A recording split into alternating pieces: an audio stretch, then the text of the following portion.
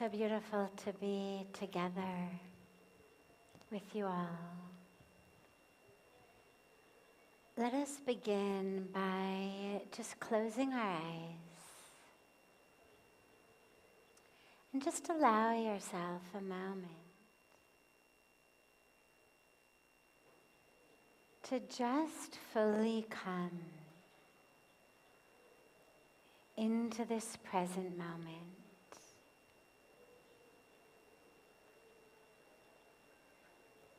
So much has happened in the past, even just right before you got here. So much is going on. So much will happen when you leave from here. But for just this moment, see whether you can come out of the past and out of the future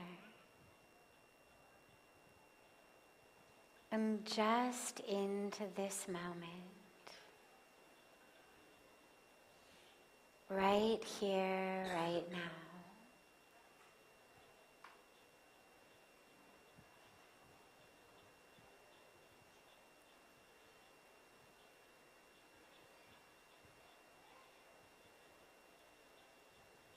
Allow the awareness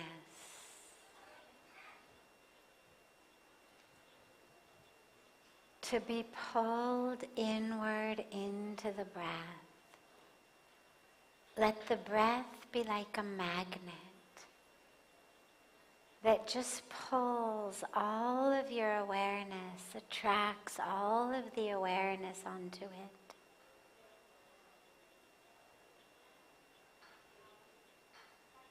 And feel all of that awareness just pulling inward, right into the breath.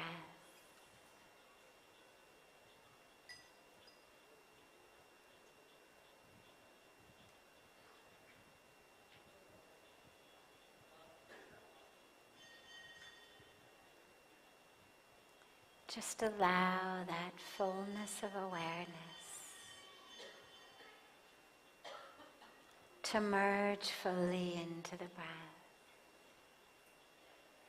The world will keep doing its thing. The world does not stop because you meditate.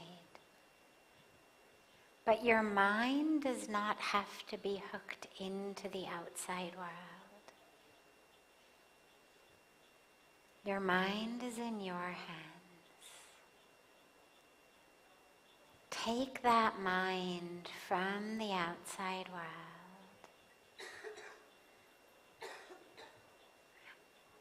and allow it to merge fully into your breath.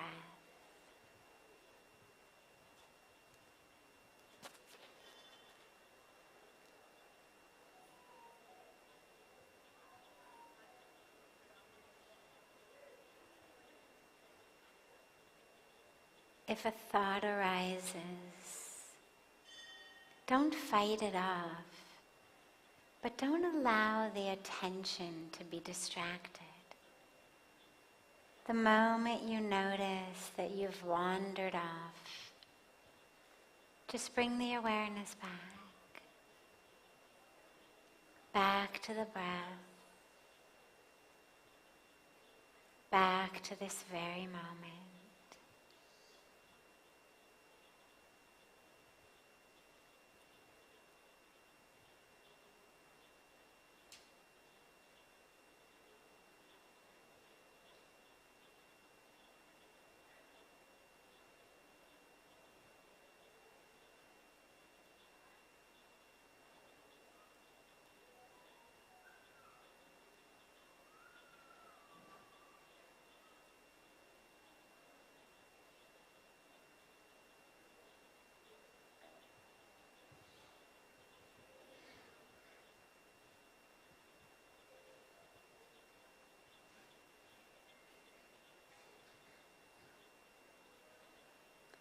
Slowly bring the palms of the hands together at chest level and just rub them gently against each other.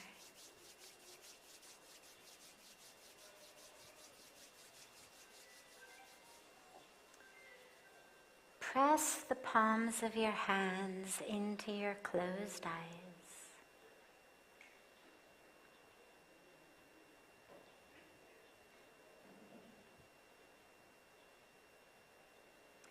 And slowly lower the hands and open the eyes.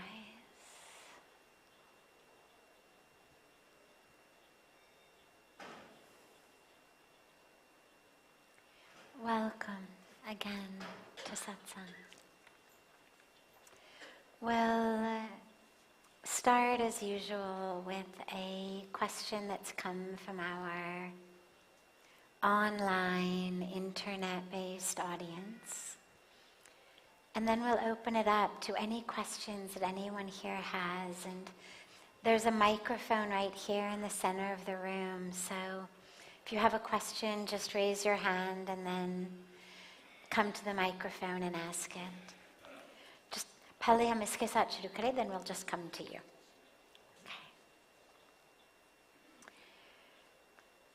Why do negative thoughts, jealousy, hate, insecurity, etc., come automatically while we have to make conscious effort to think positively?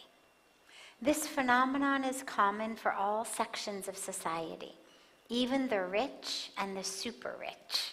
Is there any way by which this can be reversed? Is there a way to get only positive thoughts without any effort? This is asked by Parag Shah on our website.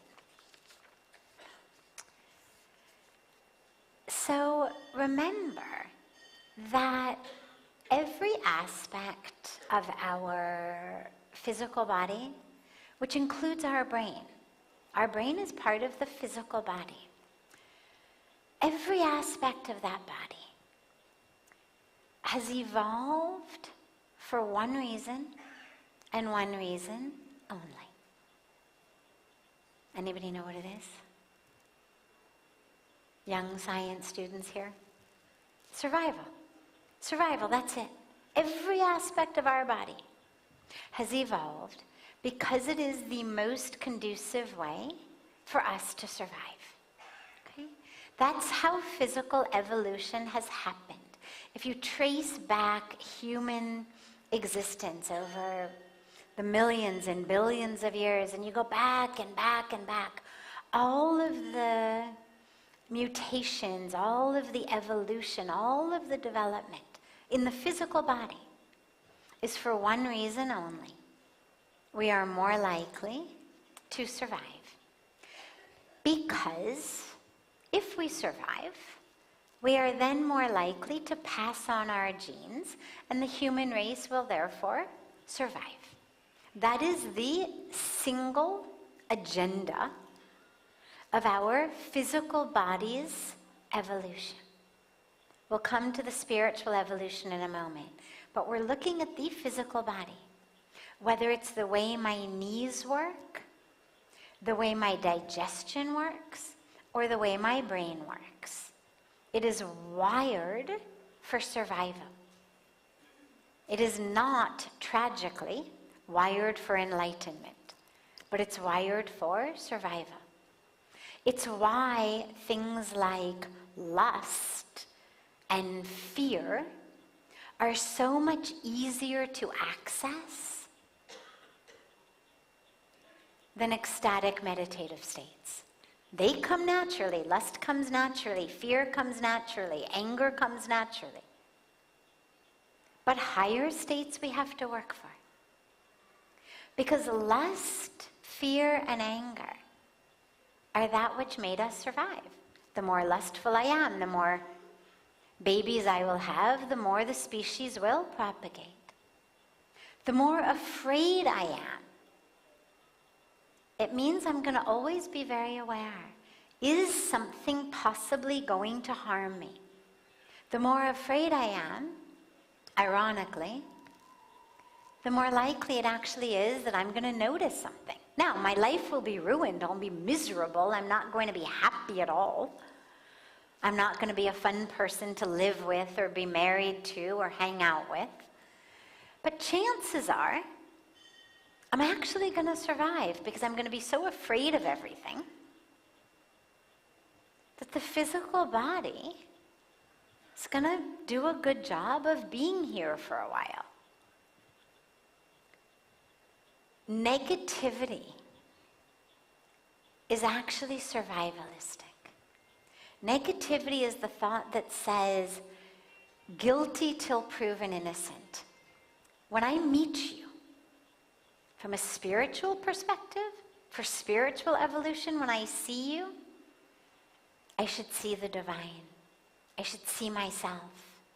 I should see soul and spirit and consciousness and divinity. But from a physical evolution standpoint, I should distrust you until you have proven to be safe. It's the thing that is most likely to keep my body safe. I remember a beautiful, beautiful member of our Parmarth family, or beautiful sister of ours, when she was doing her medical school in America, in New York. She's very, very devoted and very pious, devoted, beautiful soul. And she had moved from Africa to America to do her university and medical school. And when she was in medical school, she was in medical school in New York. And she was living in this really not good part of town, very dangerous part of town. And I was talking to her. She was, maybe 21 at the time, maybe 22. And I was talking to her, and she was saying how she comes home very late at night. She has these science labs that go till 9, 10 o'clock at night, and she takes the subway home or a bus home, and then she walks 4, 5, 6 blocks. And I said to her, I said, sweetheart, you have to be really careful. Like, this is New York City and not a good part of New York City. And she said, I'm not afraid. She said, just everybody I see them as Krishna. And I remember saying to her, sweetheart, that is beautiful and wonderful for your spirit and your heart, but we need your physical body to also stay safe, and these people on the streets are not seeing you as Radha. So your mind is great, no fear. But in a situation like that, a little bit of fear is actually really helpful. Negative thoughts are awful for us spiritually. They're awful for us emotionally. But our emotional mind, our loving heart, these aspects of our spiritual evolution, we're moving a lot more quickly on that level. Physical evolution is something that takes tens of millions of years to change. We are still the physical bodies of our ancestors of such a long time ago, where everything was a threat. Lions and elephants and the tribe next door who was coming in with bows and arrows and spears to steal your land. Being afraid, not trusting, being on edge a little, was actually really evolutionarily advantageous. So we are their offspring. I always say we are the offspring of the ones who were stressed. They lived long enough to procreate. So don't worry about why. Just understand, okay, negativity is the natural way that our brains go. But so is lust. Doesn't mean you should have sex with everyone you see on the street. It's not good for your spirit. It's not good for your emotional life, it's not good for your relationships, it's not good for our society. But if your only singular goal is to have as many kids before you die as possible, that's the way. And that's why lust comes so easily. But we know spiritually we must overcome it. If you want to have a peaceful life, a joyful life, successful relationships, if you want to know the truth of who you are, experience the divine, we have to overcome these more base instincts, whether it's lust and fear, or whether it's the negativity of the mind. So yeah, being positive, being spiritual, seeing others as soul, as spirit, it takes work. But that's the work that we are here to do. On a spiritual perspective, we're not here to just propagate the human species. We're here to wake up. We're here to realize the self, to realize God, to attain moksha, to attain enlightenment. Our spiritual evolution doesn't care whether the human race stays or doesn't stay and what part any of us play in that. Our spiritual evolution cares. Did you experience oneness with the divine? So we have to choose to align ourselves with our spiritual growth. Otherwise, yeah, we may stay safe, have a lot of babies, but if you're miserable and living in illusion, what have you achieved? Nothing. So we work to change the way the mind goes. And you can change it. That's the great thing. We can actually change our brain, we change our mind, we change our habits, we change our instincts.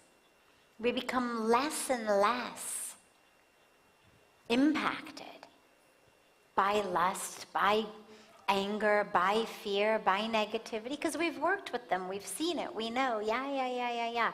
You're the same voice that tells me to eat on the day that I'm fasting, or to go to sleep the night that I'm staying awake meditating. You're that same voice. But I don't. Because I've made a decision, I'm going to stay awake, I'm going to meditate, or today's my fast.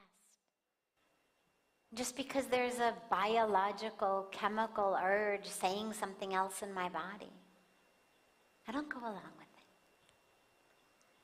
And that's all the negativity bias is something that is left over from tens of millions of years of physical evolution. But our goal is higher. So we have to work to overcome it. Great, good question. Yes, you had a question. Come to the mic.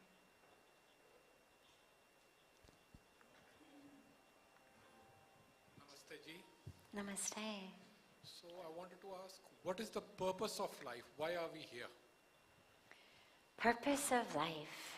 So, again, going back to the other question, it depends what your perspective is. From a purely biological perspective, the purpose of life is stay alive as long as you can to propagate as much as you can. Biological, that is why we are here. But what we know is that we are not just cells. We're not just cells. We're spirit. This physical body is just that form in which our soul is going through its karmic journey. It's born, it changes, it will die, we'll get another one, it will be born, it will change, it will die. We understand on a spiritual level that our highest purpose is not just the propagate the species as much as you can. Our highest goal spiritually is to realize who we are, to have a direct experience of divinity, of truth, within you, not separate from you, but a direct experience that the truth of who I am is not the body, is not the emotions, the feeling states, not the urges, the impulses. I am not that. And to experience, even if it's just for a moment, to experience that divine truth of yourself. And then we work to make that moment longer and longer, and to make it come more and more frequently, and to last longer and longer. That's why we're here. And so that which we do, whether it's our, seated sadhana practice that most of us do in our room, or whether it's that which we do when we stand up off of our cushion, off of our mat, in the world, the way we move through the world, the way we look at others, the way we see others, the way we understand ourselves, the way we understand work, service, karma. All of that comes under this umbrella of, are you getting closer to truth in this moment? Or are you reverting back to the biological imperative? Right? Are you essentially no different from a caveman, from a Neanderthal, or from a baboon, where there's lust and there's fear and there's anger and there's protection and there's survival and there's, a basic social hierarchy? Are you no different than that? Or are you really moving into full awareness of the truth of who you are? Those are our options. We move back into our, literally what we call neurologically the animal brain, the reptilian brain, then the mammalian brain. We have different parts of our brain that have been there for different amounts of time throughout history. Parts since we were reptiles, parts since we became mammals, and this is the survival instinct. It's the stuff that keeps us breathing even when we forget to pay attention. It's the stuff that enables us to navigate the world without tripping all over everything. That allows us to take in food and digest it, that enables us to recognize people as appropriate mates for propagation of species. But then we've got these higher aspects of the physical brain, where we're actually able to use that to access higher truth. It's not that the truth is in the brain, it's not that the brain is the truth. It's that without that higher level aspect of the brain, we're not able to access it. Tragically, the higher aspect of the brain also gives us the, modern day dilemmas. Jealousy, judgment, negativity, feelings of not good enough, company, and all of this is sort of higher level stuff that makes us suffer. But we have a choice. How do we use our higher level neurology to be a more advanced competitor, to judge others more intellectually, to plan my revenge with more precision? Or do I use it to actually make clear, conscious choices of where I'm going to allow my thought patterns to go, where I'm going to allow my attention to go, what new neural circuits, what we call sanskaras on a spiritual level, which new ones am I going to build? Where am I going? We are co-creating this vehicle, this instrument, as we move through our life. We're co-creating it physically. Is it going to be strong and healthy, fat, thin?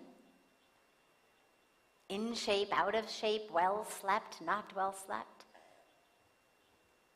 We're co-creating that decision. But we're also co-creating, am I going to be happy, joyful, satisfied, content, compassionate? Or am I going to be constantly miserable and competing and living in an experience of scarcity and lack and deprivation? I'm co-creating my experience here on earth. And I'm also co-creating my understanding of myself. And whether I'm moving closer and closer to truth, to divinity, or whether I'm content to just rest in, the lower parts of my brain, the sort of eat, drink, be merry parts of my brain. It's up to us. It's what we've got free will for. So use your higher level awareness to make choices that are going to give you access to the very truth of who you are. Great. Yeah, yes.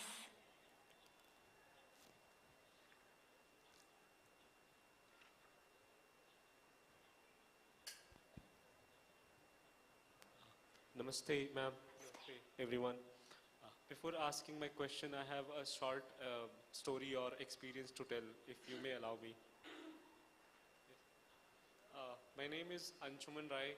I am from Gurugram and I'll be turning 21 years old in next 4 months. Last month I got a chance to attend a youth conference held at Kanha Shantivanam, and people from Parmarth Niketan have went there to teach us yoga. I participated in it and I liked that yoga thing so much. Now, I saw you there for the first time. You were teaching something via online mode. Although you were not there, but then your speech has very, it just created an impact at my heart. I'm so glad.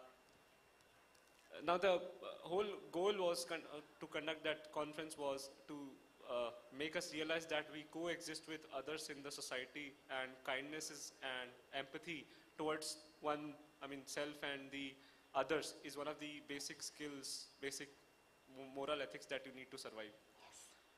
Cut to, if you know about heartfulness practice. Mm-hmm. Yes. I became an abhyasi there. I liked that path so much, and then I've also started to explore that spiritual path also. Wonderful. Cut to today, I came here with my friends and someone told me that, and we were like just another one coming here, chilling, doing a number of things and going to this Ganga Aarti. I saw you again and I came here to listen to you for once. Although my friends are very angry at me for this. The day I started practicing this spiritual thing, I've encountered so many problems. One of them is my friends, my parents don't recognize it. To an extent that when I came and sit here, tears from my eyes started coming out and I started crying. I don't know why.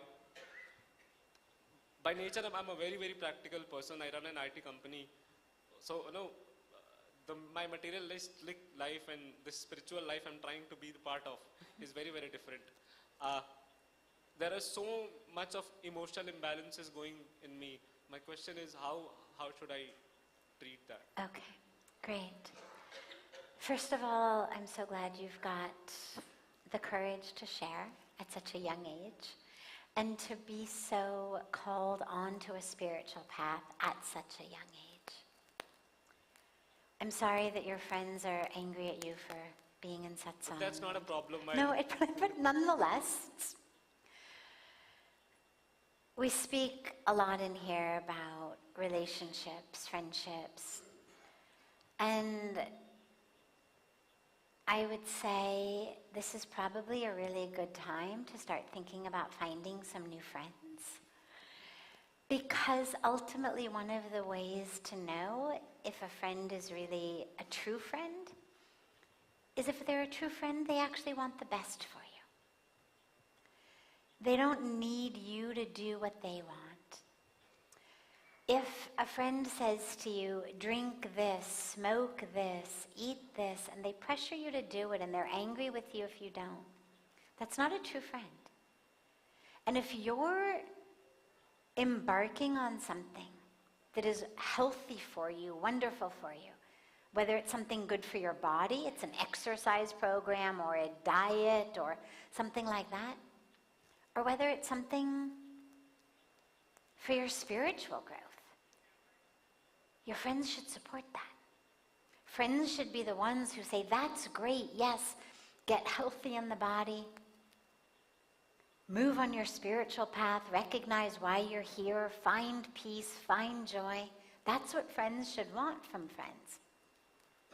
So, first piece, even though I know you didn't ask this part, is I'm not saying you should dump them right away. Then they'll just be more angry at satsang and never come to satsang. But as you go back home, start to think about where might you find friends who are more in alignment with your choices, so that there's not always a fight between they're going for pizza, I'm going for kirtan, or they're going to the movies, I'm going to satsang. You want to have at least a couple of friends who are on the path with you. It really helps. So when you go back, try to find some friends who are also on this path. There are many youth at the program. There were so many. So, look around, even just here, you'll see so many younger people. Talk to people after satsang. Make friends with people who are in the places that you like to go. Because what it means is that they're interested in the same things you are. Next. Yes. But then, sorry to interrupt. That's but okay. Then I can replace my friends, but what about my parents? I can't replace them. Yes, they, whenever I do meditation and write my observations in my diary, they talk in a very, very sarcastic manner. They behave very, very practical to me. Yeah. So when I first decided that I was going to move to India, I was 25. And I was in the middle of a PhD program, and everybody, of course, thought I was crazy. But Pujya Swamiji said something very interesting to me, and very important. I came to India first. I was here for 3 months. That was supposed to just be a trip, and I was supposed to go back. But I knew that I wanted to stay. He made me go back, and here's what he said. He said, if you are going to actually choose this life over that life, you've got to do it as a model of someone who had the option and the possibility for that life. And he said, and if you don't go back, people will say, oh, she had a nervous breakdown. Oh, she went crazy. Oh, she joined a cult. Oh, she was kidnapped. Oh, this happened, that happened. But here's the important piece.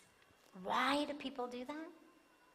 Because if people acknowledge that there is actually something beneficial about a spiritual path, well, then they have to admit, why are they not following one? Your spiritual choices are a mirror in people's faces about the choices they're not making. And that's why Swamiji said to me, he said, they will do everything they can to discredit you. He said, you've got to go back. You've got to show them that you can still get straight A's. You've got to show them that you're not crazy or brainwashed or, having a nervous breakdown or any of these things. You've got to show them, because otherwise people will always look to discredit it. And this is what you're facing. Your spiritual choices are a mirror in the face of people, family members, friends, of choices that they are not making. And the way that we deal with things when we're uncomfortable is we get sarcastic. We make fun of it. We put things down. Don't worry. Don't debate them. You just live your spiritual truth. You will shine like a light of truth, like a light of love that will attract them all, even the bugs. Right? Light attracts everything. Let yourself grow spiritually. Don't waste your energy trying to fight them, convince them, debate them, anything like that. You just stay anchored in your truth and find a community. It doesn't have to be very big, but even just a few people.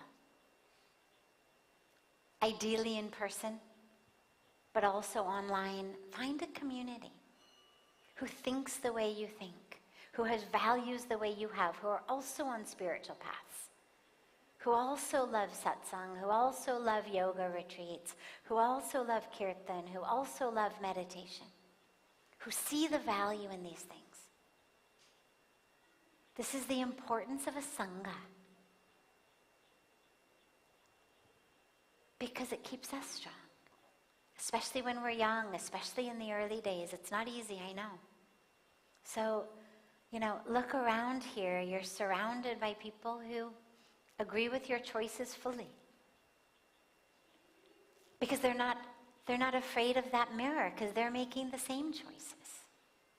And there's so many more people like this in the world.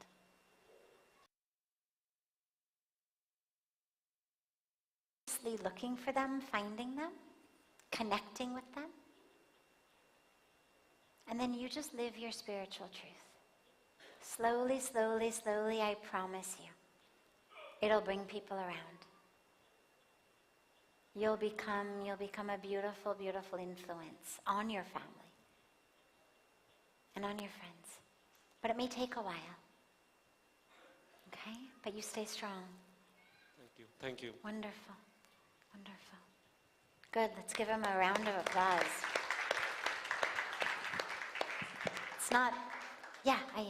It's not easy to be 20 and in satsang while your friends are out for pizza. Shri Charno mein naman. Om Namo Narayana. Tomorrow I will be 70. As my age increase, I become fearless about life. I become insecure. What is the remedy? You become insecure. You become insecure as you become older. ये आप कह रहे हैं? Insecure as you get older.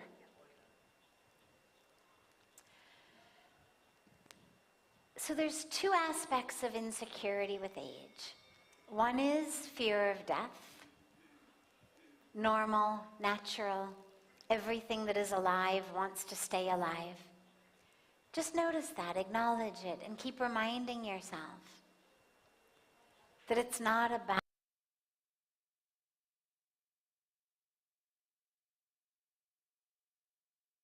your days. If you're spending your days afraid, fearful, and there's no life in your days, there's a heartbeat, there's air in your lungs, but there's no real life. Jeevan hai lekin jaan nahi hai. So you want to make sure that however many days you have left, they're full of vibrancy. Let your days be filled with gratitude. Use what you've attained, the wisdom over your lifetime. Share with others. Share your skills, share your abilities, share your learnings. And recognize that every day is a blessing. But the other aspect of insecurity is because in our society these days, we're seeing aging as a failure. And Indian culture traditionally is not like that. We have great respect for our elders in the traditional society.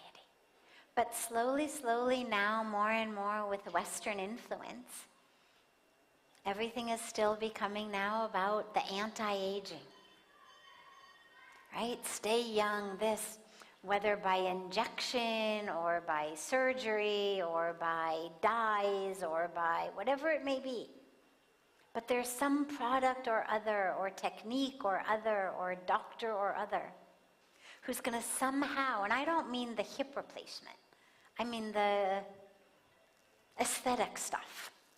Not the stuff you need to walk and stay healthy, but the stuff that you need to feel okay about yourself when you look in the mirror.